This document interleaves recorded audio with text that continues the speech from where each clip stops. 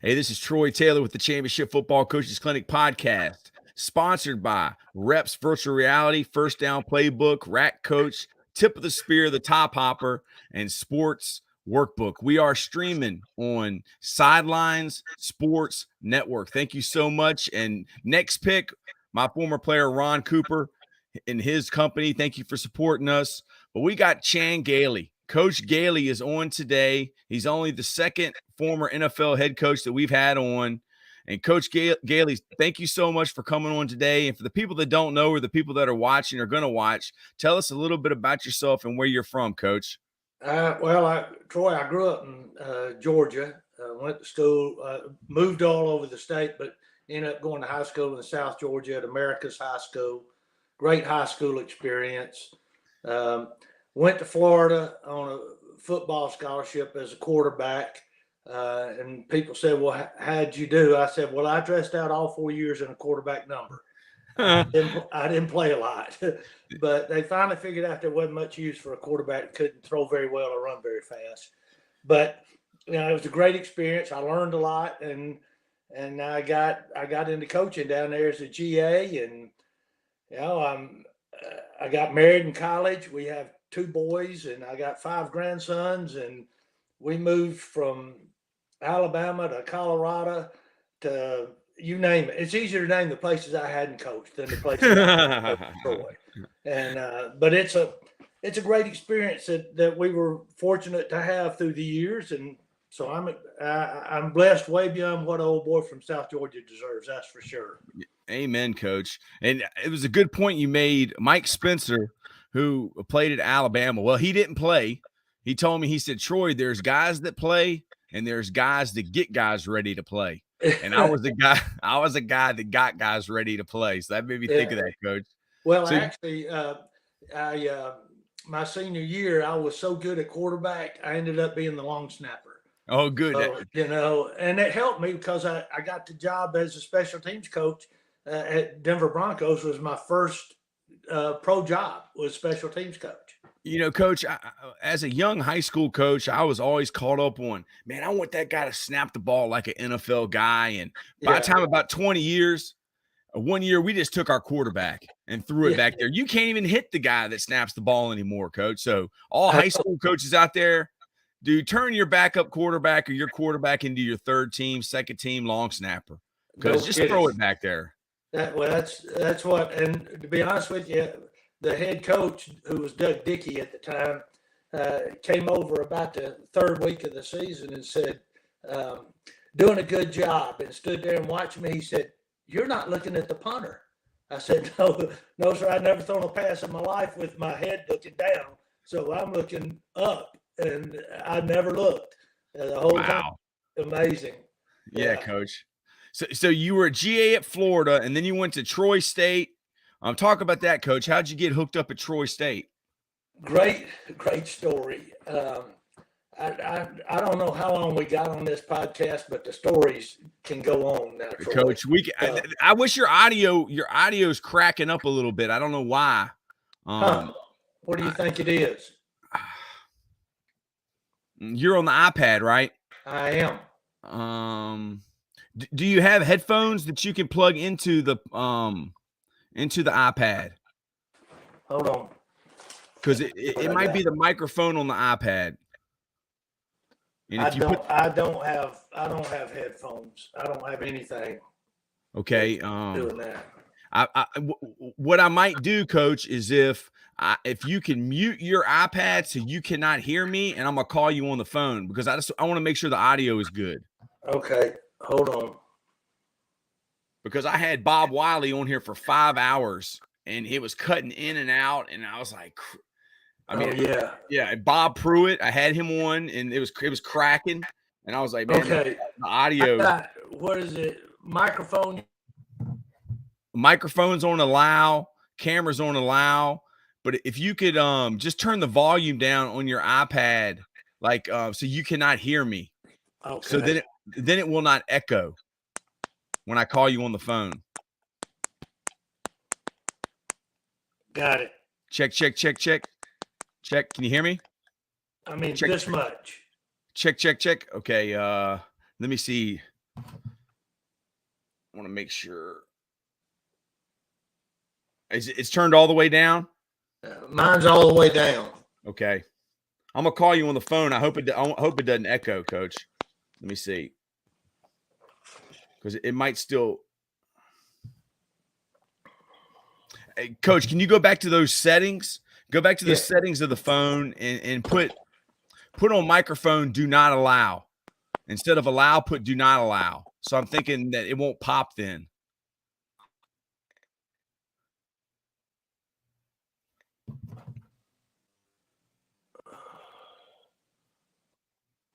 Because like you said, we got a lot of time. We got to get. I want to get this right. I don't want the microphone, this audio not to be good.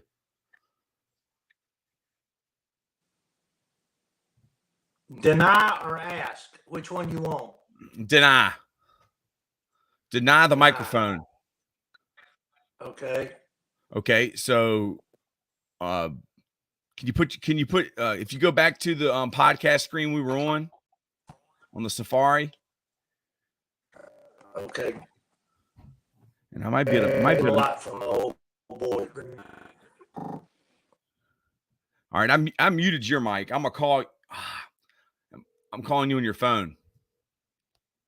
Yeah, I'm calling you on your phone, Coach. All right. Okay, so are you on your iPad or are you on your phone doing the podcast? Say that again. You're great, Coach. I got the audio. Can you hear me? Put yours on speaker. Put your phone. Okay, how's that? That's great, Coach. The audio's good. There's a little delay, but we'll be fine. Okay.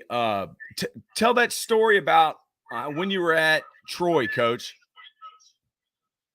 I was a GA at University of Florida, and I'm calling around. I got a wife and a kid, and I'm calling around. I've been there 2 years. I'm calling around hunting a job, and I called Charlie Bradshaw at Troy State University, and he said, all I've got's a secondary job. You're an offensive guy. So I talked to our trainer, who had been his trainer up there, and Coach Bradshaw wanted to talk to Chris Patrick. So Chris said, are you interested in going up there? I said, Chris, I need a job. He said, okay.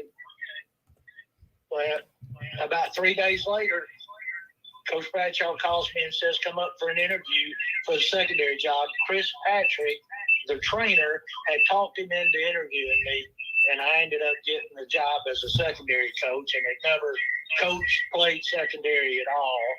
And the good Lord takes care of idiots and children, and I was no child. Amen, Coach. So, Coach, it is echoing a little bit. So what I'm going to do is I'm going to do it through just the phone. And what I'm going to do is if you take your iPad and turn your camera off, down there at the bottom, then you can still see me, Coach. Right. Okay. And then let me see. I think if I remove, can you still see me, Coach? I can. Okay, good. Now I'm gonna put up another picture of you. So there's a picture here of you, and I'll get the audio, Coach, because that's the most important thing. I really regret that on a couple of these guys. I guess you've learned a lot about this kind of stuff in the last. I started in January, Coach, and I've done 170 of these things. And the one thing I've learned is, the audio is the most important thing. And it doesn't matter if you can see the person, but if you can't hear them, you miss some of the good stories. Right. So, my main thing is I just want to get the stories. Okay, so I have a picture of you up there, Coach. You can see it. It's when you were the head coach of the Bills. So I think we're going to be good. So you went to Troy State. You stayed there 2 years. I'm looking at your profile on Wikipedia, Coach. Talk about the time that you spent there. At Troy? Yes, sir. It was a great learning experience. Charlie Bradshaw, nobody your age remembers who he was, but he coached for Coach Bryant, was the head coach at University of Kentucky, tough, mean, honorary. You know, one of the old Marine guys that was a head coach. Are you getting echo? Yeah, I am, Coach. I'm getting echo. I'm gonna try to. It might be better off if you just turn off your iPad, Coach, and you just talk to me. That way, it's not going through that StreamYard. All right, I'm gonna turn it off. Okay, and then we shouldn't have an echo. But you got me, Coach? Hold on. Okay. All right, now I'm just on the. I'm not on the. Yeah, you're just on the phone, Coach, and it's no echo, so it sounds great. Now, Charlie Bradshaw, I kind of, Coach, I'm a football junkie. I mean, Coach McNally said I'm the biggest name dropper of all time, which I find hard to believe because he's the biggest name dropper of all time, or either Bob Wiley. I mean, they could tell you where everybody coached, who they got the job from, who the head coach was, who was the coordinators, where they had coached. But Charlie Bradshaw, was he one of the assistants for Coach Bryant, like at the Junction Boys? No, at Alabama. Oh, okay, at Alabama. So the Junction Boys, was that actually at Alabama or Texas A&M? That was at A&M. Okay, so he was an assistant for Coach Bryant at Alabama. Talk a little bit about him, Coach, because I'm not familiar with him. I'm kind of hang my hat on knowing coaches. He's a ex-military guy and was in the tough, that old tough guy, offensive line guy originally. Mm-hmm. Just one of those mean, tough, hard-nosed guys that believed in fundamental football. And, he was hard on coaches. He really was. And I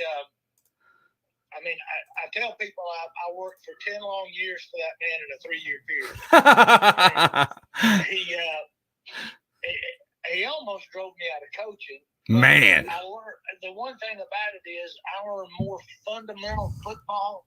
I'm talking about blocking and tackling and leverage and blow delivery and things like that. Fundamentals of the game, which all those Alabama guys were so into the fundamentals of the game. It was a blessing for me to coach for Charlie Bradshaw, my first coaching job, because I learned a lot of stuff that I didn't know. And and he gave me a chance, and I'm forever grateful for that. And you were a quarterback. So you were a quarterback, and you talked about blow delivery. Like, I bet you there's some of these young guys out here, they're like, what is that? They talk about hawk tackling. Now, Coach Bryant, he's rolling over in his grave thinking about hawk tackling. There's no blow delivery. But step right, hit left. I mean, what's the fundamentals of blow delivery, Coach? Well, trying to get your legs, the explosion out of your legs and the explosion of your arms, hands, flipper, whatever it is you're using. Yes. And trying to get those in sync. That's blow delivery. It's like hand cleaning. Boom. Yeah. And how do you get those in sync and it's a time space thing. How far are you from your opponent, and where does your uncoiling effect take place? How far from him? And you always talked about that 6-inch blow delivery. As I was growing up, it was always a 6-inch blow delivery. At 6 inches, you're uncoiling and trying to unload on your opponent. Man. Whether it's tackling or blocking or shedding a block, playing defense, the 6-inch explosion is what you're looking for.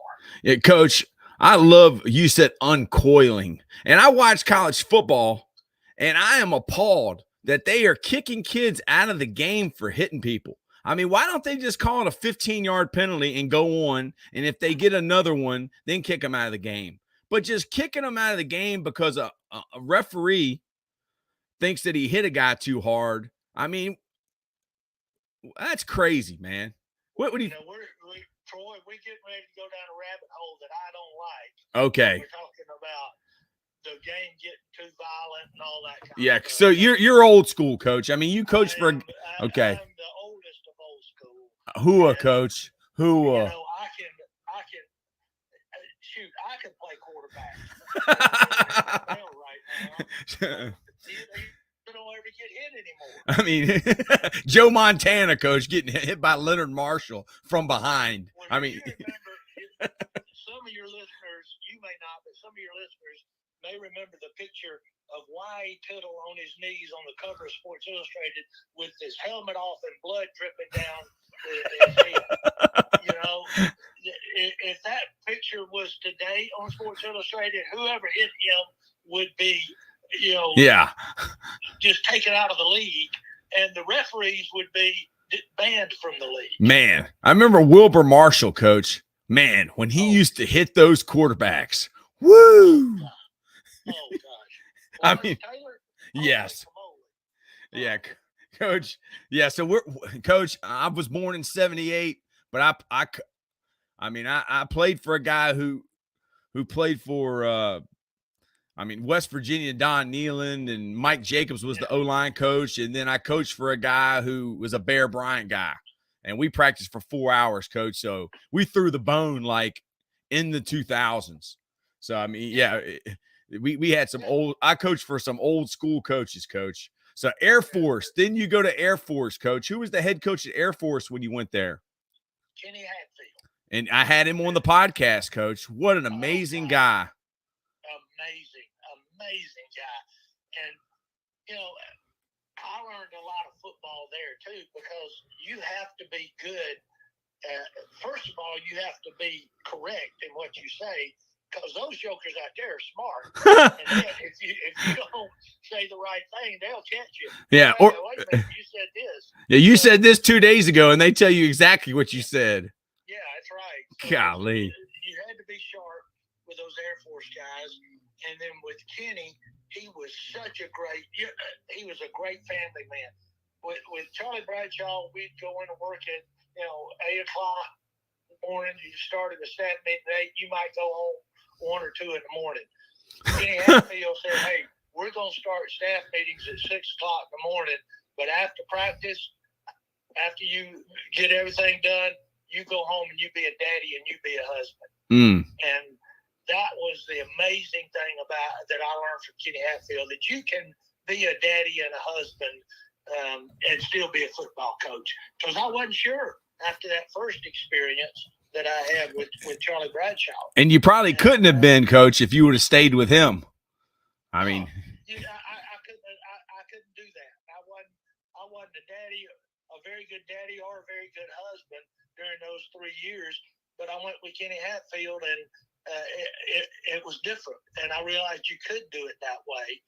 And I'm forever grateful to Ken Hatfield for teaching. And you know the amazing thing about that? What's Ken that? Hatfield never had kids. Wow. Never had kids, but he wanted you to go home and be a good daddy. So, man, I didn't know that, coach. I'm forever grateful to Ken Hatfield. Talk about some of the coaches that were on that staff at Air Force and where all they went, coach. I know Bob Trott was Al Groh on that staff. Yeah, Al Groh was there. Dick Bumpus was there. Those three and myself were the defensive guys the first year I went out there. And then Fred Goldsmith was on that staff. Wow. The head coach at Duke and was a great coach. Fisher DeBerry. Wow. On that staff. Just a bunch of amazing guys, amazing football coaches, but amazing people as well. I think I've had every single one that you mentioned. Goldsmith, Groh, yourself, Bob Trott. Was Bob Trott on that staff? Yeah, Bobby okay. Trott, Dick Bumpus. I haven't had Dick Bumpus on. I haven't had Coach DeBerry. I think Fred was going to hook me up with Fisher DeBerry to come on. And Coach, I like the older guys. The younger guys, they don't want to talk. They don't have any good stories. I mean, it's boring. It's like I gotta lead the conversation. It's like, dude, like you've been coaching 2 years. You don't know anything. You haven't seen anything. Like, what can we talk about? Do you have a PowerPoint? Anything? Like, Coach, you don't need a PowerPoint. You got it off the head.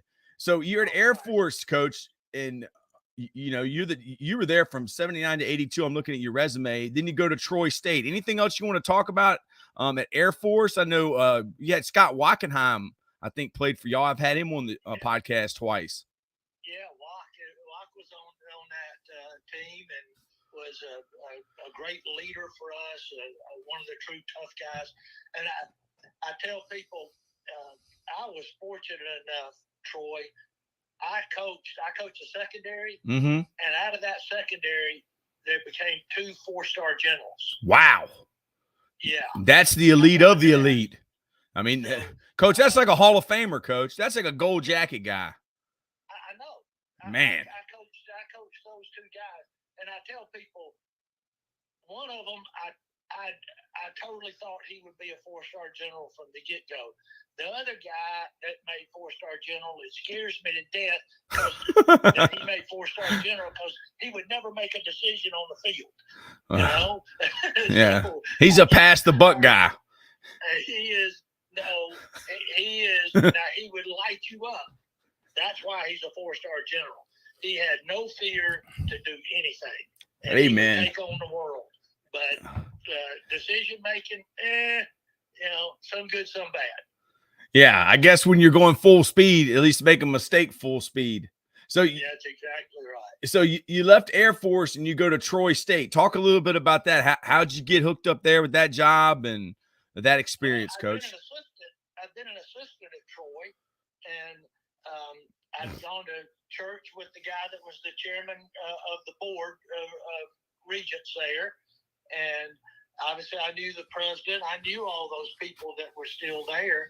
And they called me and offered me the job. And so I was fortunate to get that job at 31 years old to go back there as the head coach at Troy. And it was amazing, 2 years. We won 7 games the first year, and then the second year we had some unbelievable guys and good football coaches, and we ended up winning the national championship. Wow. In our second year there, and I was 33 years old, and it's amazing. I thought I was the smartest guy. I was the next new and upcoming thing.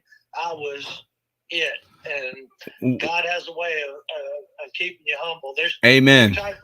There's 2 types of coaches, the humble and the humbled. I've been humbled. If you're not in the first group, you'll be in the second. Yeah, I saw a guy on Twitter, Coach. I don't know how much you know about Twitter, but I got Jim McNally on Twitter. It was about 4 months ago, and I told him, I said, Coach, anybody can coach Anthony Munoz, but for me to get you on Twitter, it took an hour to put 2 pictures up and to change your name on Twitter. And there's a guy on Twitter I saw. He's a high school coach around here, and he's got offensive guru in his name. And I'm thinking that guy must have never really called plays, because if you've ever called plays, you realize you are not an offensive guru. There are no gurus. Yeah. So talk a little bit about that, Coach. I mean, being the young guy, thinking that you're the offensive guru. I mean, at that time, were you option? Well, I wanted to talk about some X's and O's. Like Ken Hatfield ran the option. What were you running offensively at that time? We were running the wishbone. There you go. I went and visited Tubby Raymond up there. Hooah. Yes. And so I went up there because they were running that wing T stuff. Mm-hmm. And I said, well, how can I incorporate some of this wing T stuff into the wishbone? So that's when we started going to the slot stuff. You broke the bone. Were you the first one that broke the bone, Coach? Yeah. Had 2 wides, had 2 tights, had slot to one side, slot to the other side. And then the other thing that we did, everybody's a big deal about this no huddle stuff. Yeah. Troy, for 2 years at Troy, we never huddled except for extra points and field goals. That's Man. the only time we ever huddled. We were running the no huddle offense in 1983 and 1984. So wow. And in Division II football now, when you got those teams from not in your conference, mm-hmm. they were in for a shot, because on film you don't know. Yeah. You don't send people to scout. So when we got the playoffs, those guys came in there and they're going, what? They couldn't even get lined up. Yeah, know? I'm gonna pass on a little secret. And when one of my young coaches, he wanted to be smart and take a head coaching job, and I told him, I said, "You're gonna learn a lot." And he was like, "What do you mean?" I was like, "It's like dog years. You're gonna grow 7 years in one when you become a head coach." But and one thing he told me was, I was like, "Dude, you need to learn the history of football." He was like, "No, I don't need to learn the history of football." And first game, coach, he had to coach against the wing tee. And he's looking at me going, "Well, how do I coach against this?" I was like, "Well, that's why you got to learn the history of football. Like, because there's going to be somebody running it, but the chains aren't set. If you're watching the film and those chains aren't set and they're snapping that football, then they ain't huddling." I mean, I guess maybe that's just common sense, coach. So, how did you talk a little bit about that, coach? Knowing the history of the game. I mean, as a football coach, even today, I mean, I got a picture here of Sid Gilman, coach, and it's autographed. I mean, that guy right there. Did you ever get to meet him, coach? I never met Sid. Oh, man. I heard so much about him, but I never met him. Heard him talk one time, but never met him. Man, I mean, talk about that. These younger coaches, they need to learn the history of football. They do, and they, go sit down and ask questions. That's the thing. People today seem to think they've got answers before they ask the questions, and I don't get it, because all I did was ask questions. There was a guy that ran the Wishbone named Jack Crow. You ever heard of Jack Crow? No, sir. Where did he coach? He coached at Jacksonville State. He was the head coach at Jacksonville. He's the head coach at Arkansas for a couple of years. Before or after Lou Holtz? Oh, gosh. Must have been before. Must have been. It must have been before. I think it was after Kenny, but I don't know. It's somewhere right. Okay, I'm gonna look him up, coach, because you brought up two names that I'm not familiar with, and I'm the ultimate name dropper. Coach McNally would be upset with me. Jack Crow was the best Wishbone guy I knew, and he and we would recruit at high schools together. He was at Livingston, which is now West Alabama, and I was at Troy, and we would, believe it or not, we would be recruiting the same high school game on Friday nights, or be at a basketball game that the kid was playing in the winter, and we would watch the game. Then we'd go sit at a Waffle House till 1 o'clock in the morning, drawing Wishbone, talking Wishbone. That's how you get better. Amen. Doing those kind of things. You're learning from somebody else, and you're asking questions. So, Coach, I mean, you were a Wishbone coach, and you went all the way to 2020 working for the Miami Dolphins. I mean, how many times? I mean, I'm not talking about when you were a head coach, but in that 2020 season, how many times did you see something where there might have been a young coach going, "Oh man, that's revolutionary," or "That's an RPO," and you're like, "Man, come on!" Like, they were doing that back, like the no huddle. I mean, all this RPO isn't just option football, coach. Yeah, it's triple option another way. That's all it is. Yeah, you're pitching it forward instead of pitching it back. Yeah, and you're reading the will linebacker instead of reading the three technique. It's the same stuff, and I got, to be honest with you, the RPO stuff was interesting to me, but you have to coach to your dumbest player. You can't coach to the smartest coach. You have to coach to the dumbest player. Yes. And so we kept that stuff to a minimum so that our players that couldn't understand concepts as well, that they understood exactly what we were trying to get done. And that's what you have to do. If everybody's not on the same page, if you just tell a guy, go run here and run there, and you might get the ball, you might not, he needs to know why you might get it and why he's doing what he's doing. Because if you can't explain to him why, then you shouldn't ask him to do it. And if he can't understand it, then you got to change the way you're explaining it, or you got to change the way you're doing it. One or the other. Amen, Coach. I'm just gonna call this guy Boy Wonder. Everybody that knows me knows who he is. But Boy Wonder, who is one of my former assistants, and I'm picking at him, Coach. He would tell me, man, Lincoln Riley, he's revolutionary. He's running counter gap schemes. And I told him, I said, dude, go back and look at the 1983 Super Bowl with Joe Gibbs against the Miami Dolphins. I mean, they're running gut, they're running stretch, they're running counter, they're motioning Joe Washington across and running a jailbreak screen. I mean, Coach, did you know Joe Gibbs, Coach? And how revolutionary was his offense? I mean, everybody's 11 and 12 personnel now, and they think that's the rave. Yeah, the thing about Joe is Joe based everything on the running game. Ooh, you know, he was going to know how to run the football. He had those guys. What they call that offensive line? Hogs. Joe Bugle, Woody Hayes' O-line coach. Yeah, the Hogs. So, and he had those guys. He was going to run the football, but he was able to figure out different ways to get it to his playmakers in the passing game. That's the key, is how do you get it to your playmakers? And I think young coaches are doing a good job of that. Yes. They're figuring out, okay, quick screen, jet sweep.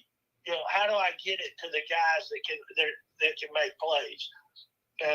The guys, to me, that are unsuccessful are guys that can't adapt. They've got an offensive system in place, and that's their system. And they believe in the system more than they believe in getting players in the right position to do what they do best.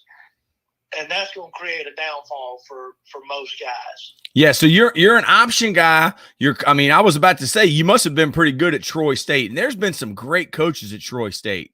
I mean, who all has been head coach at Troy State, Coach? I mean, there's been a bunch of y'all that were real good. Oh gosh, I'm trying to remember. I mean, so the memory goes in and out. Yeah, I know Tony Franklin was head coach. Chip Lindsey was head coach. Larry Blakeney was there for years and took that program to unbelievable heights. You know, and did a great job. The guy they got down there now, I met him one time, but I can't remember his name. But he ended up in the top 20 last year. So at Troy University, come on now. Why is it so good, Coach? Is it because it's in Alabama? Why is that such a good job? I'll tell you why. Because the administration understands the importance that football brings to a university. Amen, Coach. They put the resources in to make sure that it's going to be successful, and that's the reason. And it started way back when, fortunately, I got the job. They realized this is what we've got to do if we want to be successful, and they put the resources in it. And they've been we won the national championship in '84. They won it again in '87, and they've just been climbing ever since. Yeah, it's really a great place. Yeah, I talk to young coaches all the time, and they take jobs. And there's a guy up in Minnesota I talked to, and he was a young hot shot. Had a great program in the city up there. Coach, I'm from Richmond, Virginia. I'm from Chesterfield. I can't even point out Minnesota. I know what does Lou Holtz say. It's where everybody's got blonde hair and blue ears. But he went to this small school, and he thought he was going to be able to turn that thing around. They only had 3 winning seasons since 1978. And he did not have the support. And the school that I'm at now, I went to school at LC Bird. They've won 3 state championships since 1978. This other team's only had 3 winning seasons. But we've gotten 3 new weight rooms, Coach, since I've been the head coach in 6 years. They're putting in a new turf field. Talk about support. And, I mean, you don't know how important it is until you don't have it. And if you don't have it as a head coach, it's time to go. Talk about that, Coach, for the young coaches out there. Yeah. It doesn't, got to have, some money and some facilities. I get that. But it's deeper than what you see on the surface as far as facilities go. Mm-hmm. Are they behind you? Are they giving you the help you need, in the academic world? Are they giving the help you need with the support from the community? Is the community behind you? There's those types of things, and you have to go develop that. As a head coach, you're not just a football coach only.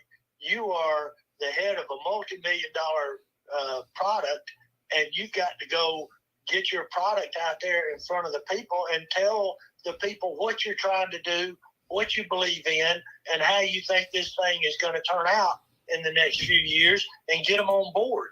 You got to be part of the process. You can't sit there and wait for everybody to bow at your knees because you got the term head coach beside you. And there's that old saying, everybody wants to be the head coach until it's their time to be the head coach, until they have to be the head coach, until they're the head coach. Talk about that, Coach. Everybody wants to be the head coach until they're the head coach. Well, people ask me for advice when, some guys have called me and said, okay, I'm getting a head job. Or you got something for me? The first thing I tell guys is, don't get amnesia.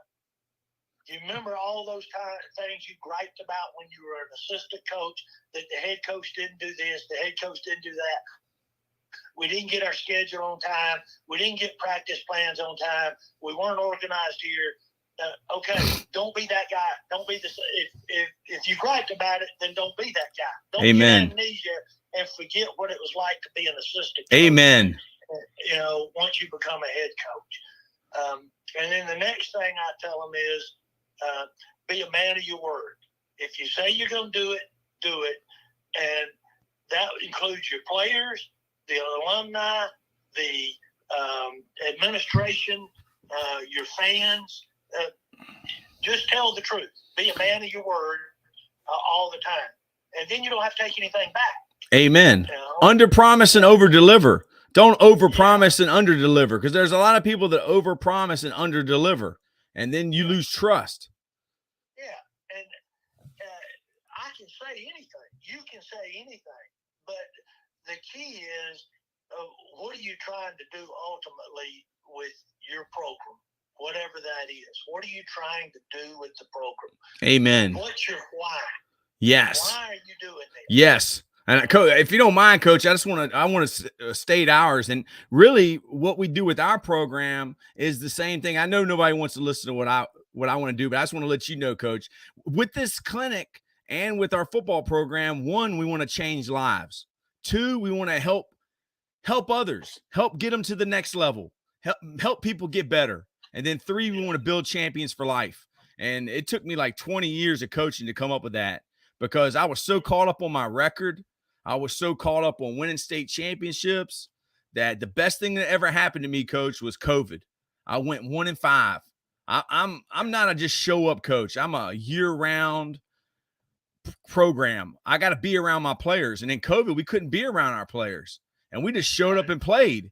And, man, I got humbled, Coach. And it was the best thing that ever happened to me, because I realized I was okay.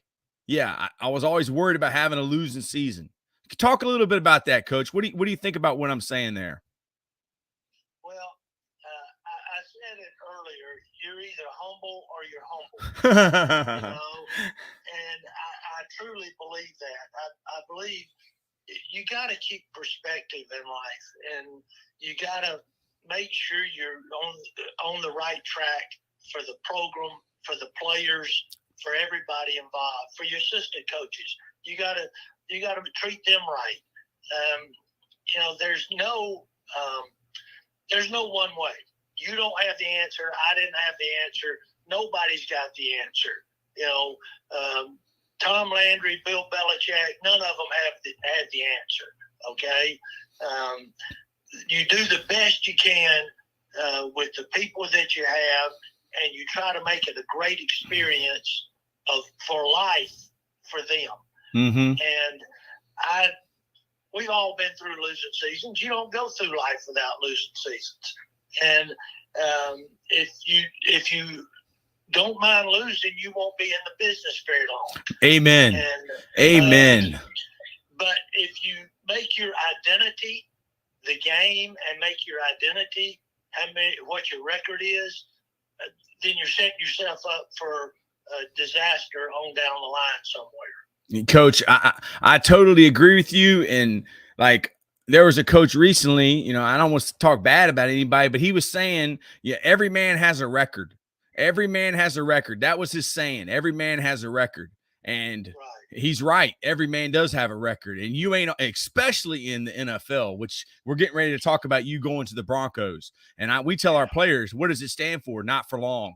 Like, you're going to be humbled in that league. That the guy who runs the Celtics, the Boston Celtics, Brad Stevens, that used to coach at Butler, he said that was the biggest change from going from college at Butler, where he won almost every game, to going to the Celtics, where you barely win half of your games. I mean, a good season is winning 65% of your games. And he said that was a big change for him. So you leave Troy State off a national championship and you go to the Denver Broncos. And Coach McNally, he always says, he can tell you how the guy got to the NFL, who got him the job, who made the call. How did you get the job, Coach? I think you might already said it earlier. Well, Dan Reeves, who was the head coach of Denver. Wow, legend. He and I were from the same hometown. Wow. So when I was at Air Force, I used to go up and visit with them, and try to learn from Rich McCabe, the secondary coach. I was coaching the secondary at the time. I'd go up there and sit down with him and learn from him and go to practices and stuff like that. And then I got the job at Troy, and we were able to win the national championship. And Dan had an opening as the special teams coach. And so I called him and said, hey, I'd be interested. And he flew me out there and offered me the job. And so that's how I got my break. Man. Reeves and I are from the same hometown. And talk about Coach Reeves, Coach. Talk about Coach Reeves? Yes, Coach. Most organized guy I've ever been on. Most organized guy. I mean, I felt like at times he was so organized, he tried to have 30 minutes for everybody to be disorganized. He built it into the schedule. He built it in. Just don't think about it. It's amazing. But he was. But is that Tom Landry? Is that Tom Landry in him? Did he learn that from him? Yeah, and he and I both played for the same high school coach. And wow. Our high school coach was really organized. Talk about your high school coach, Coach. Both of y'all played for him. Coach, your high school coach, your high school coach had 2 NFL head coaches. That's impressive. There's only 32 of y'all in the universe. And we got him out to a game when we played each other. Dan was the head coach of the Falcons, and I was the head coach of the Cowboys. And we played each other, and our head coach at high school came to the game. Man, I know he was so proud of y'all, Coach. Oh, I'm getting emotional just thinking about it. Yeah. I mean, what's the chances of that? I know. I told you earlier, the good Lord takes care of idiots and children, and I was no child.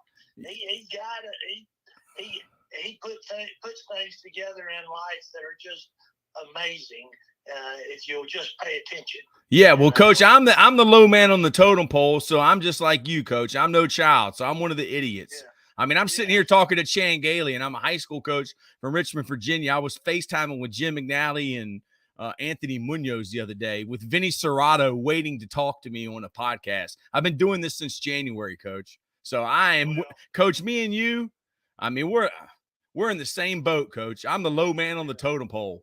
Man. But my high school coach, Jimmy Hightower, great football coach, great guy, tough, hard-nosed. I mean, he was 5'6", 5'7", but tough as nails. Fair. He was very fair. But he made us a good football team, and we had good assistant coaches, and we were just a small high school. We were a single A high school in Georgia, but we were tough. We were, we'd win the region and go to the playoffs. I mean, it was expected to go to the playoffs. Dan and them won the state championship, and they won it one more time when Dan's cousin David Reeves was the quarterback, and then I was the quarterback there, and we got to the semifinals, but couldn't go any further than that. But it was a great experience playing for Jimmy Hightower. And he was a golf coach, and I played on the golf team too. So, Coach, being the golf coach is the best job ever. You just play golf and you get paid, right?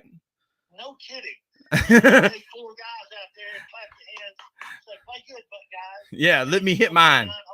You're gonna play 9 while they're playing. Yeah, Coach. I mean, I'm just thinking about it. You and Dan Reeves. Y'all probably would not have done what y'all did without your high school coach. I mean, no chance. Man. The reason I got into coaching was because of Jimmy Hightower. I said, if I can have half the influence over kids' lives that he had on my life, I'll deem my life a success. And there's Jimmy Hightowers all around the country today who are high school coaches. And some of them want to go to college. It's that old saying, Coach. High school coaches want to go to college. College guys want to go to the NFL. And NFL guys just want to coach and go back to high school. I mean, it's like, have you ever heard of that saying, Coach? I have. Oh, yeah. So some people go, no, I've never heard of that, Troy. I don't know if that's true. But, I mean, there's a lot of truth in that. Why is it true, Coach? Why is it true? I think when you get to the NFL, the idea of the egos that are involved wear you down eventually. And I'm not talking about just player egos, owner egos, GM egos, head coach egos. The egos just wear you down because us true just football guys that just want to coach football and be the best we can be and help guys be the best they can be, the egos wear you down because football's the ultimate team sport in the world today. Mm-hmm. I say this when I give speeches. I believe football's the ultimate team sport in the world today. Now, I didn't say it was the ultimate sport. I said it was the ultimate team sport. If you look at all the other team sports that are out there, baseball, basketball, soccer, lacrosse, ice hockey, water polo, volleyball, you name them, by the design and the plan of those games, everybody touches the ball. Mm-hmm. But in the game of football, you got a group of people called offensive linemen that by the design and the plan of the game, they don't touch the ball. Their whole job is to get down in the trenches and push against other fat guys so that somebody else can score the touchdown and get their name called out on the loudspeaker. So they get out in the trenches and push and beat up on other guys so that the team can be successful. That's why it's the ultimate team sport. You got people playing for the good of the team, not to touch the ball. And that's amazing in my book. Amen, Coach. Could your high school coach, could he have coached pro football? No question. Man.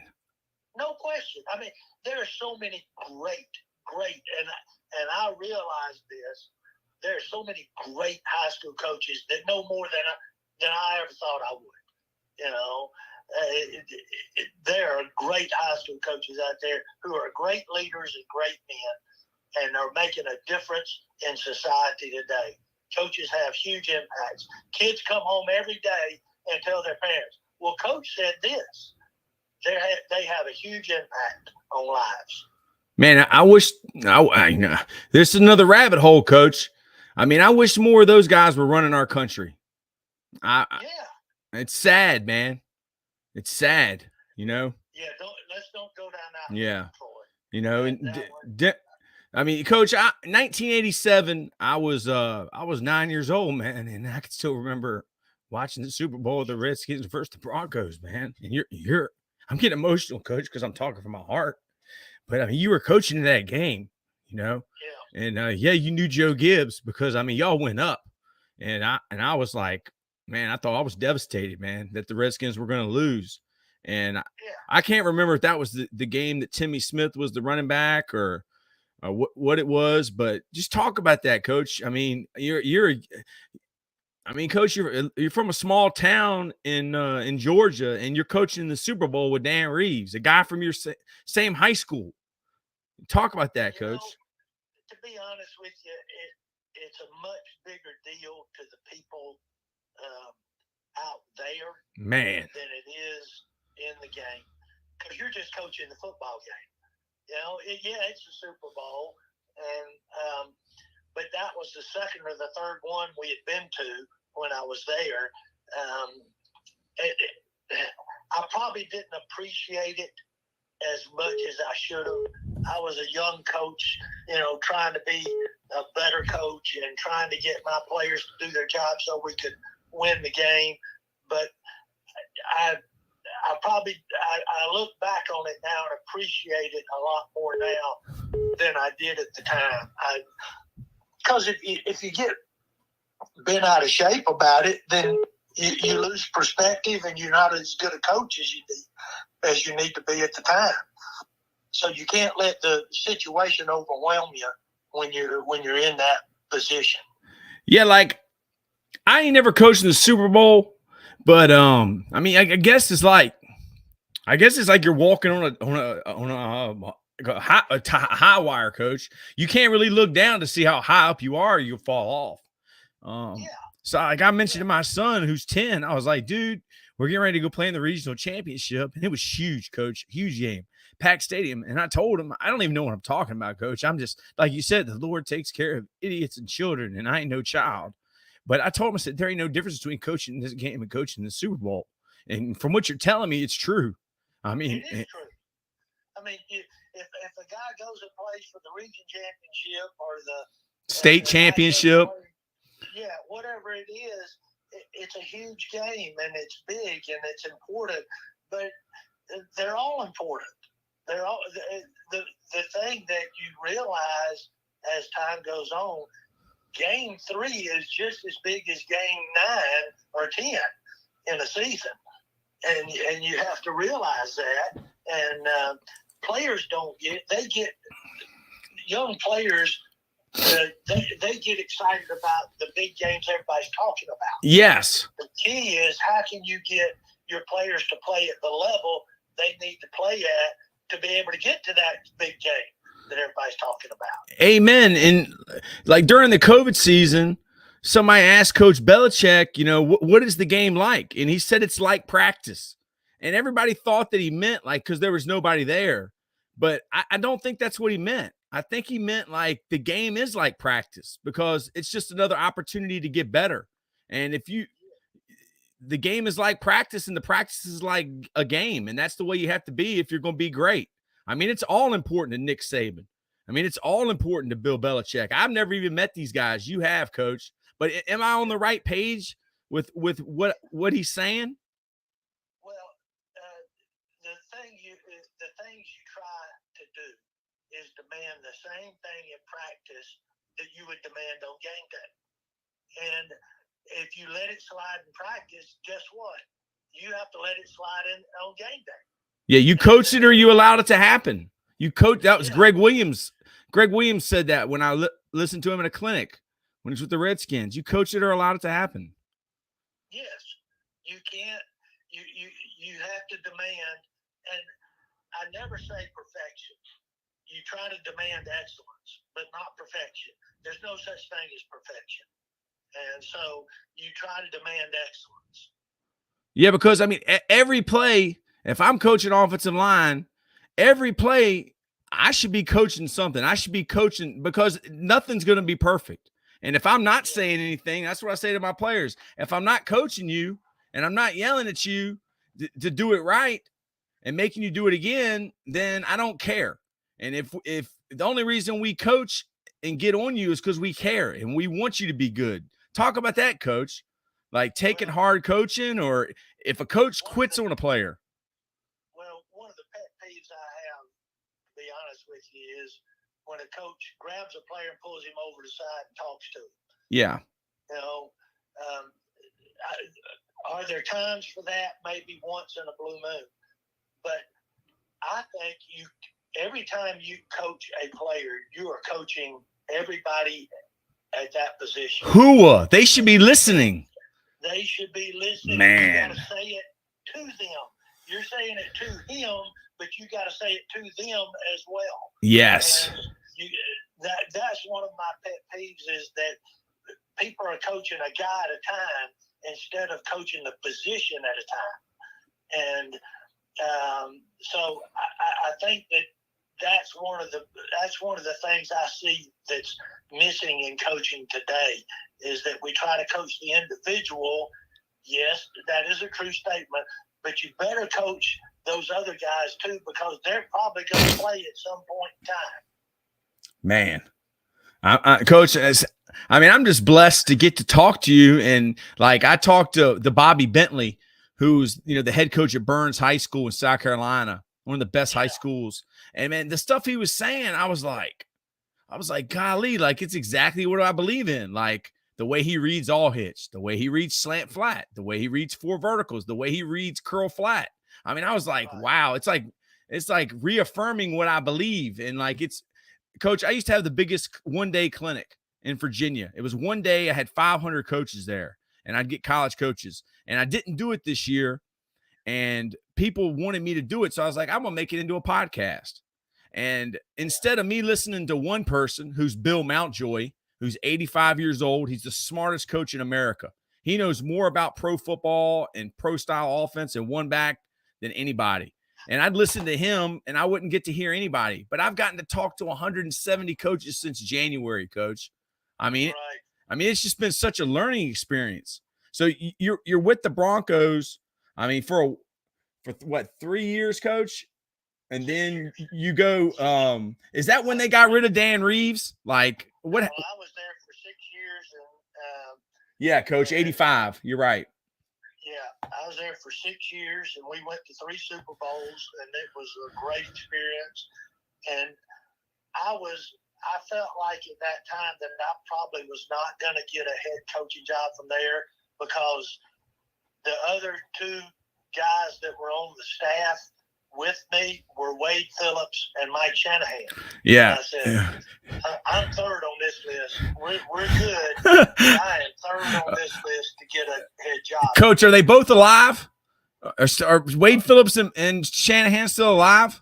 Oh yeah. Well, I mean, was Shanahan's was Mike Shanahan's dad a coach? You mean Kyle? No, Mike's dad. Mike? I don't know.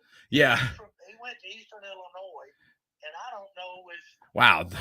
if he is or not. Man, he was or not. I mean, you got him. He's from Eastern Illinois. Sean Payton's from Eastern Illinois. Tony Romo's from Eastern Illinois, I believe. Golly. I mean, Wade Phillips, they had a couple. No, Coach, but I'd like to meet him. Coach. Anybody that pops in your mind, that would be, yeah. Anybody that pops in your mind, say, man, I think this guy would like to talk to Troy. Yeah, I'll talk. But they has passed away. He coached for a long time, but he went to Eastern Illinois as well. Wow. I'm just thinking like Wade Phillips, he had an advantage on you because his dad's Bum Phillips. And then Shanahan, he kind of set the tone. He's probably one of the first young, handsome, pretty head coaches. That seems like it has to be like, I mean, people talk about that. Does a coach have to be in shape? Does a coach have to be young and pretty? Well, look at Andy Reid. I mean, he's not exactly in shape, and he's won, 2 out of the last 3 or 4 Super Bowls. I mean, I guess the Lord makes them in all shapes and sizes. That's exactly right. And so you went to Birmingham, Coach, the Birmingham Fire. What league was that in? That was the World League of American Football. Amen. I remember it, Coach. I had the football cards, the pro set cards. Yeah, it was five teams in the United States and 5 teams out of the country. 4 in Europe and 1 in Canada. So we had now you talking about stories going in and playing in Barcelona, Spain, and playing Germany and London and places like that. Those trips, and we weren't exactly flying on private jets. And you had the World League face mask. Great experience. Who? Remember those plastic face masks, Coach? We called them the World League face masks. I mean, I don't know who thought that was a good idea to have plastic face masks. I'm pretty sure some guys smashed those things. But yeah, Coach, tell me some of the stories about that, Coach. Because Coach, we're documenting history, Coach. We're just not having a podcast. Well, we were going to play at Barcelona, and we had to stop in London. Our flight took us from wherever we flew out of. I don't even remember where we flew out of. Maybe Birmingham, New York, London to Barcelona. So we stopped in London, and we got like an 8-hour layover, and we've been on a plane all morning. I said, let's get a workout in. Find us a place to get a workout. So they start looking for a place to get us a workout. So we land, and our operations people are there, and we go to lunch at this place and eat lunch, and they're going to take us to a park to just, do some walkthroughs and jog throughs and stuff like that. Well, I thought we'd at least get a soccer field. They took us to a city park, and they had to put cones over the dog poo that was sitting in the park, and we're out there with jerseys sitting at the corners of the field to mark off the football field, and we're out there trying to do walkthroughs and all that. Then we make it to Barcelona, and we're there a full day. We play on Saturday, and we get there Thursday night. So we're there all day Friday. We go to the stadium, work out, come back, and then we play on Saturday. Well, our kids, we're staying out away from Barcelona, out on the coast, and our kids come back to the night meal. They've been out, they've had the afternoon off, and there's giggling and wide-eyed. We didn't realize we had booked a hotel at a nude beach. Some of those guys weren't worried about being in a nude beach, Coach. They was willing to show off what they were working with. So our guys were kind of in shock from being over there, and so it was amazing. Just some of the trips that we had and some of the games that we had. We were fortunate enough to make the playoffs both years, and so it worked out good. And then they folded the league after 2 years. Yeah, I remember. Man. And then you went to Samford, Coach, and I know Samford has a good tradition. I believe that's where Jimbo Fisher played. Both. So I think Bowden's. Is that where the Bowden's played? I mean, they have a great tradition. Yeah, Bobby coached there and Tommy coached there, and so it's been a good place. And I had a son that was a senior in high school in Birmingham, and so I took the job and was planning to stay there for, because I had another younger son 4 years behind him. Behind my senior. So I was planning on staying there and, finishing out a long time. How old were you then, Coach? How old were you when you took that job at Samford? It was in 1993. Yes, sir. 93. I must have been 41. Yeah. So you were in your mid 40s. Yeah. So you were, you were still relatively a young coach when you took that job, and you've already been in the NFL and the World League.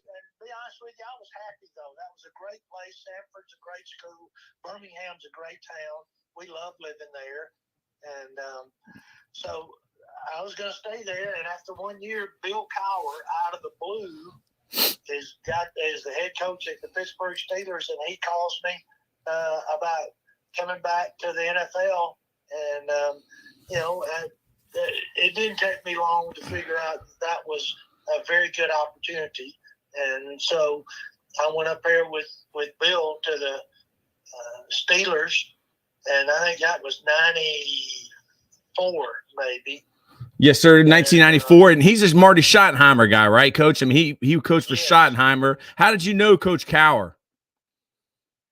Bill Yes, sir. Schottenheimer, when Schottenheimer was at the Cleveland Browns and Dan was at the Denver Broncos. Yeah, y'all had some wars.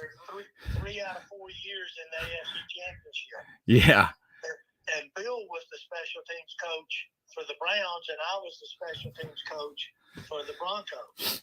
I got to ask you something, Coach. I got to ask you something about this special teams coach NFL deal.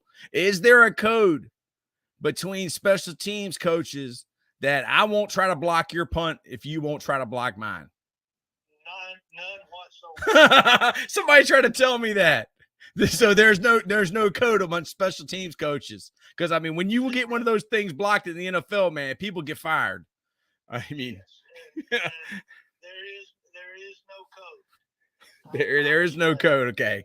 So both of y'all are special teams coaches. I mean, that's like, right.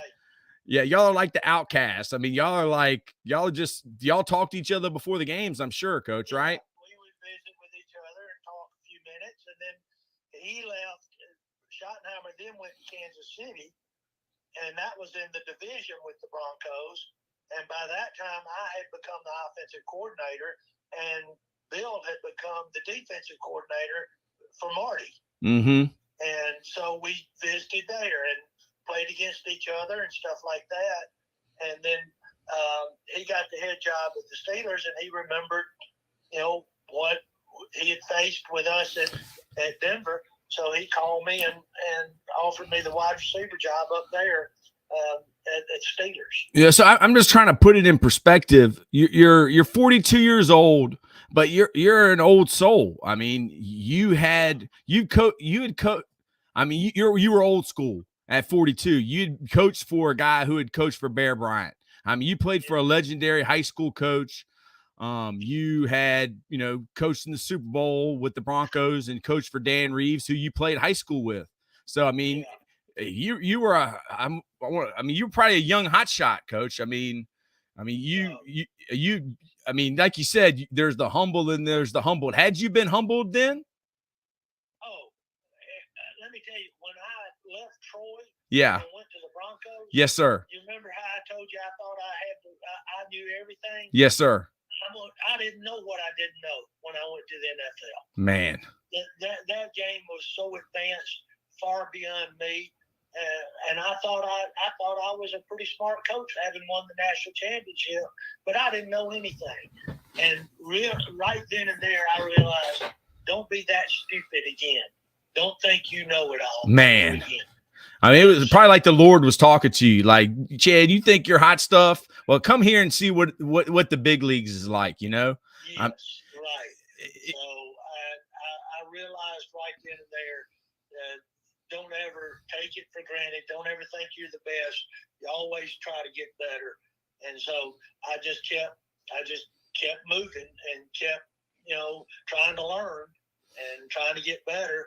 And then Bill gave me that opportunity up at the Steelers, and after 2 years, I became the coordinator up there, and we had Cordell Stewart flash stuff that we were doing with him playing wide receiver one play and quarterback the next play, and he was an amazing athlete, and we used him. Yeah, I mean, we won that division 4 years in a row up there and went to the Super Bowl. And so it was a great experience up there with Bill too. And he's still a very close friend. Yes, sir. And I was just watching on the internet, y'all had Cordell Stewart in the offset eye at fullback and handed a jet sweep to him pretty much from fullback. And then he pitched it to the tailback on the goal line. I mean, Coach, it helps you. I mean, I don't know if you're even impressed that, a high school coach in Richmond, Virginia can bring this up, but I guess that's just the great thing about Twitter and the internet. I mean, but Coach, being an option coach, I mean, you have a guy like Cordell Stewart. I mean, imagine him in the game today. I mean, how good would he have been? I mean, it was a different league then. Yeah. And we were still, I we had Jerome Bettis. Woo! It's not like we were going to abandon the run. Yes. You know? So we had him, and we had a bunch of great offensive linemen and a tough as nails tight end that could catch it a little bit. Hines Ward. Yeah. Talk about Hines Ward. Right after me. Oh, Hines did? Right after me. But we had a guy nobody's heard of, Yancey Thigpen. Yeah, I remember him. Was amazing athlete. I mean, play basketball. Oh God. What college amazing. did Yancey Thigpen go to? Winston-Salem. Winston-Salem State University in the CIAA? Yes. Wow, so he's a D2 guy. Impressive. Yeah. Coach, they play in that small track stadium. It's like an old small track, man. It's like one of the old NASCAR small tracks. Golly. Yeah, and he was an amazing athlete. So I went there and was fortunate to do some good things there. And then Jerry Jones couldn't find anybody to coach. Oh my gosh. Yeah, Coach, before Coach, we're gonna spend some time on Jerry's world. But what is so good about the Steelers organization? I mean, they've only had 3 head coaches in 60 years or something? Like, What is so good about them, Coach? And why do more people in the NFL not follow their model? Because I mean, Mike Tomlin's from Virginia. I've never met him, but I mean, he's a legend here in Virginia, and all the high school coaches love him. I want to get him on the show one day. But why are they so good, Coach? They have got a plan. They have got a very good business plan. They have a very good personnel plan. They manage money extremely well, and they're honest. Wow. They're ego? What about the ego? Is what's most important, the Steelers, or is it the general manager's ego or the owner's ego? I mean, it's all about the Steelers, right? Yeah, there is no Mr. Rooney, the original old Mr. Rooney. Yes. That started it. He had no ego. He was trying to build something great that the city of Pittsburgh could be proud of. Man. Because Pittsburgh was going through rough times, and he wanted to make something that the people in Pittsburgh could be proud of and rally around. And so it's been all about doing something great for the city, for that area, and for the people there. And that's remained through all of the junk that's gone through our society. They have remained true to that the whole time. And I think that's what's made them so consistent up there. And I got a chance. I don't go to many pro football games, but I got a chance to go watch the Washington Redskins lose. I guess it was a Monday night game to the Giants. It was at the end of the season. Dayball and them beat them. But, man, I just looked at the crowd at Washington, and it was packed. And I don't even remember the last time the Washington Redskins, Commanders, whatever they call themselves now, have had a winning season. But being from Richmond, Virginia, I just thought, man, these people deserve more. Like, they are from Washington, D.C., and, like, it's a pretty diverse crowd. I mean, there's a lot of people that are from D.C., and they love that city. And, man, I wish that Washington, D.C., I'm not really an NFL fan of any particular team because, Coach, I go by the philosophy, they don't care about me, I don't care about them. They don't care if I lose on Friday night, so I'm not going to get upset when the Commanders lose. So, Coach, you said it, nobody else would go coach for Jerry Jones. And, I mean, I don't think if things have changed or what, but, I mean, how did that all go down, Coach? Well, several people had, they got rid of a guy that had been at Oklahoma, Barry Switzer. Yeah. They got rid of Barry. He fired Jimmy Johnson and Barry Switzer. So I guess you were the next man up, Coach. Well, he fired Barry, and he tried to get 3 or 4 people to take the job, and none of them would take it. Who were the other ones, Coach, that turned it down? Oh, gosh. Donahue, the guy that was the head coach of Terry Donahue. Yeah, Terry Donahue. Yeah, Terry did.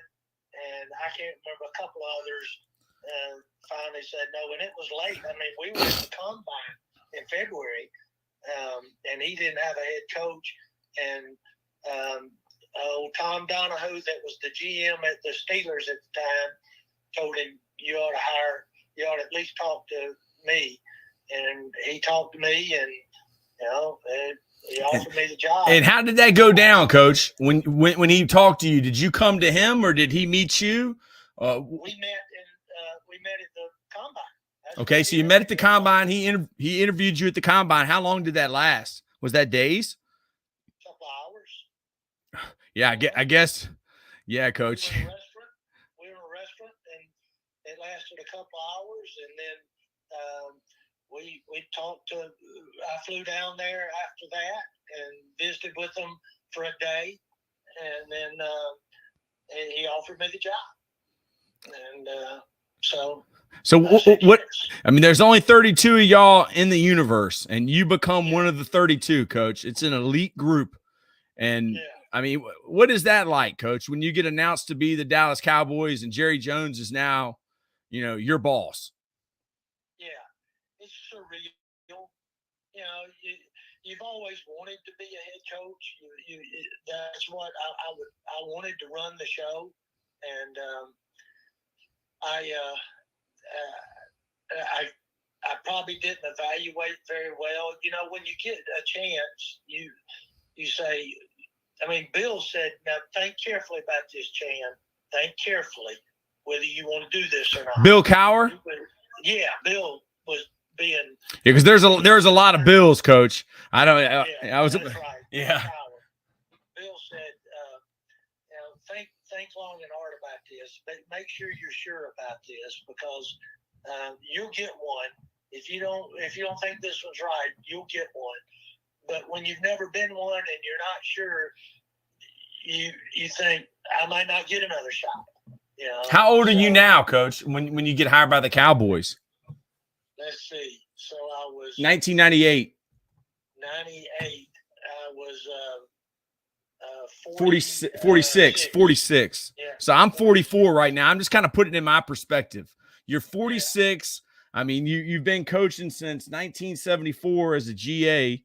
So I mean, over 22 years of coaching, and now, I mean, Coach, I don't know many people that could turn down the Cowboys. I mean, I'm a Washington Redskins fan. I always have been my entire life.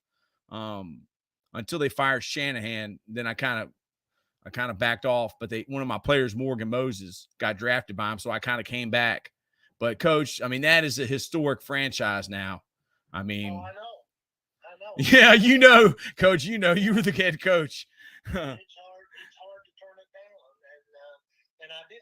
I took the job, and to be honest with you, Jerry and his wife Jean, they treated Lori and I, my wife, they treated us like great as people.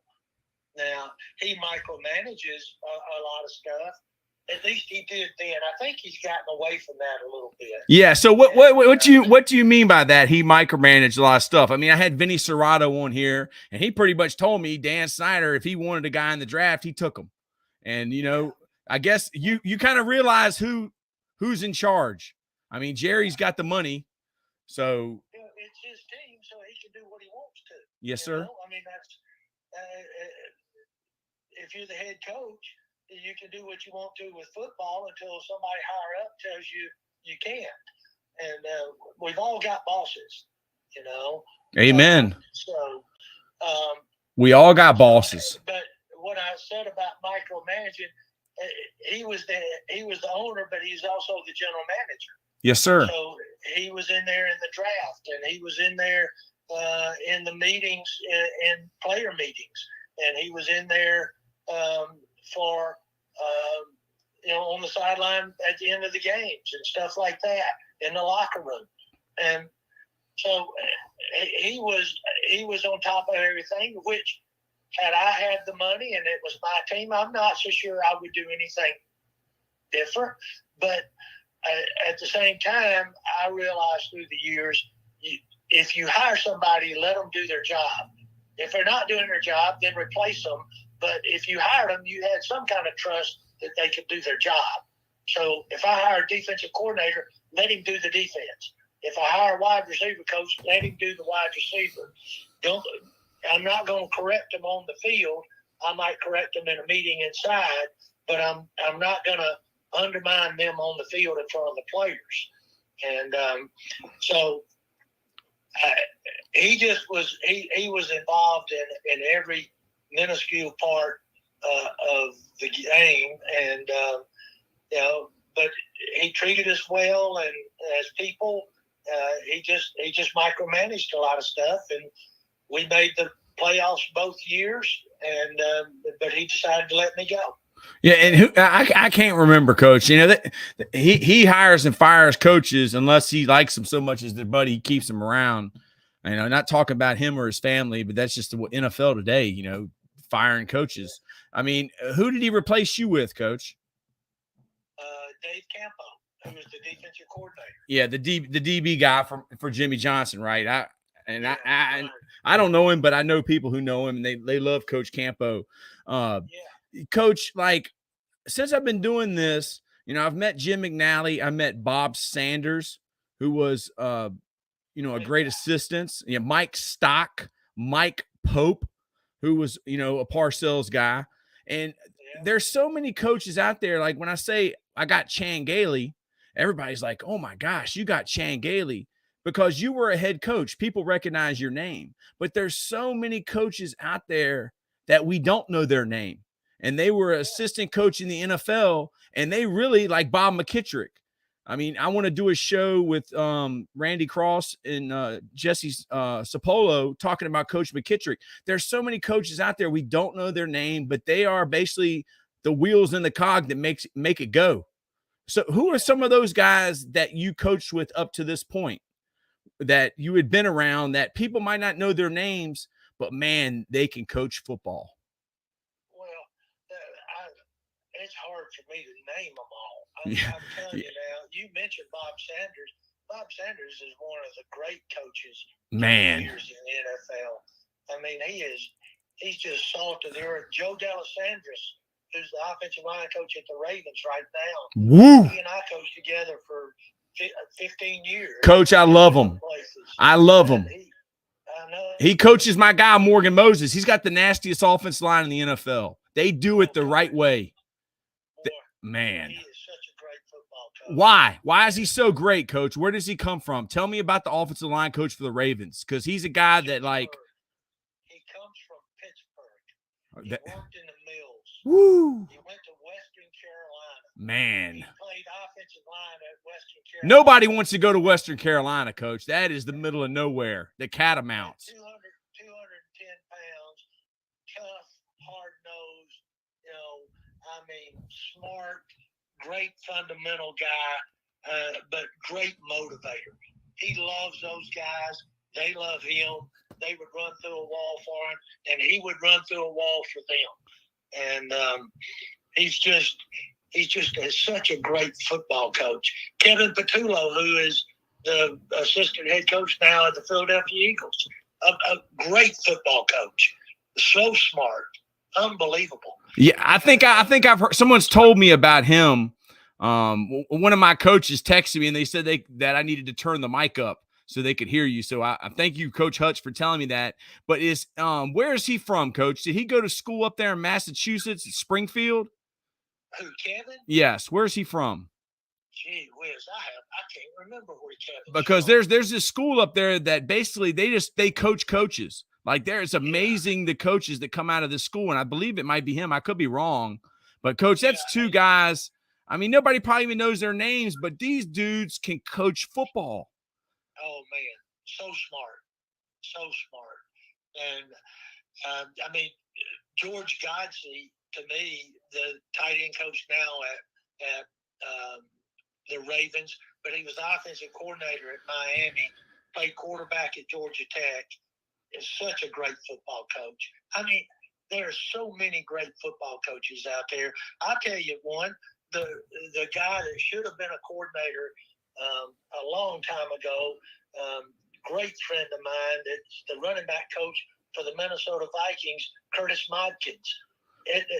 This guy played at TCU, he coached Ladanian. Woo! Enough said, Coach. Just a great human being and a great football coach.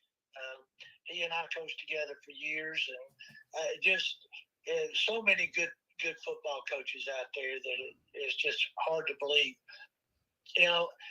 And there's great football coaches at all levels, Troy. Yes, sir. That's the thing about it. There's great football coaches out there, and some want to coach at a higher level, some don't. And bloom where you're planted. Amen. That's what it's all about. I never thought if I could be a great high school coach when I started, if I could be a great high school coach and give back to kids some of what my high school coach gave to me, then that would be wonderful.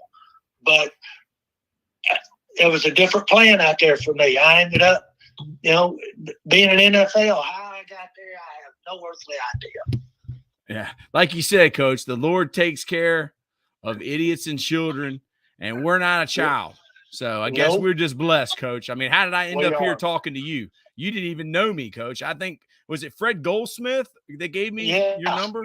Yeah, Fred. Fred was the one that got us together. Yeah, Coach. And then Bob Trott got you on Fred Goldsmith, I believe. Yes, sir. And I just text Coach Trott because I've been trying to listen to some football podcasts because, I had this podcast since January. I've never listened to podcasts. People told me there was a lot of Zooms during COVID. I didn't listen to anything because I would never talk football with anybody because I didn't want anybody to know how I thought.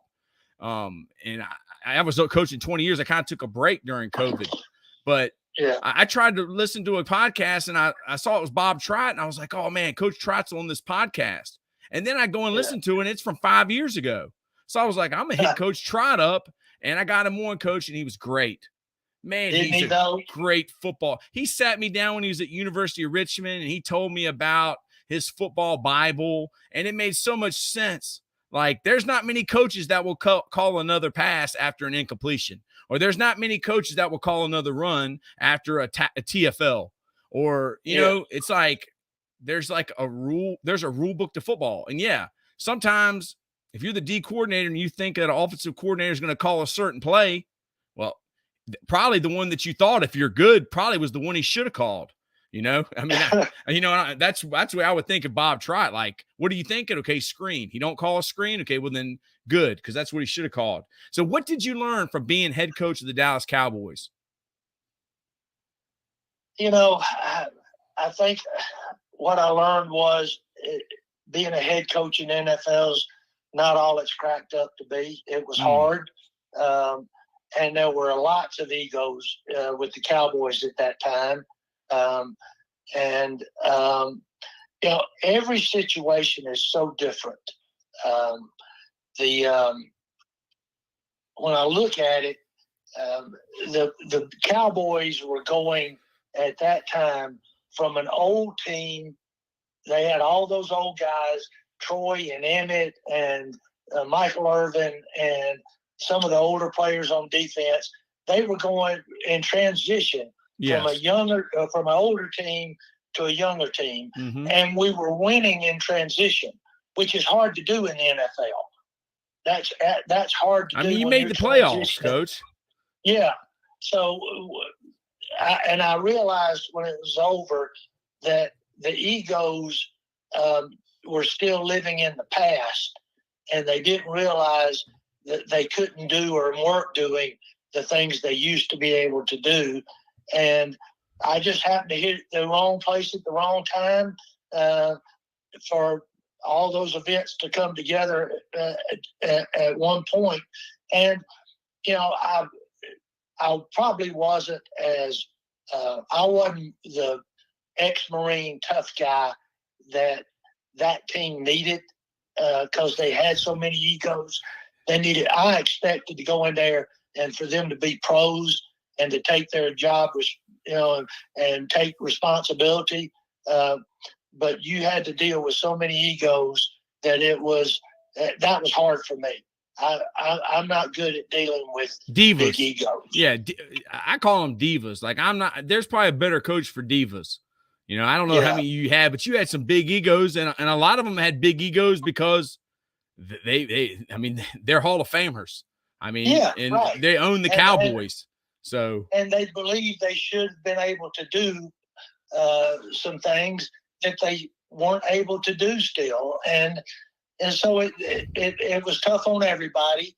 And, you know, Jerry had to make a decision, and he made a decision to let me go and let the players.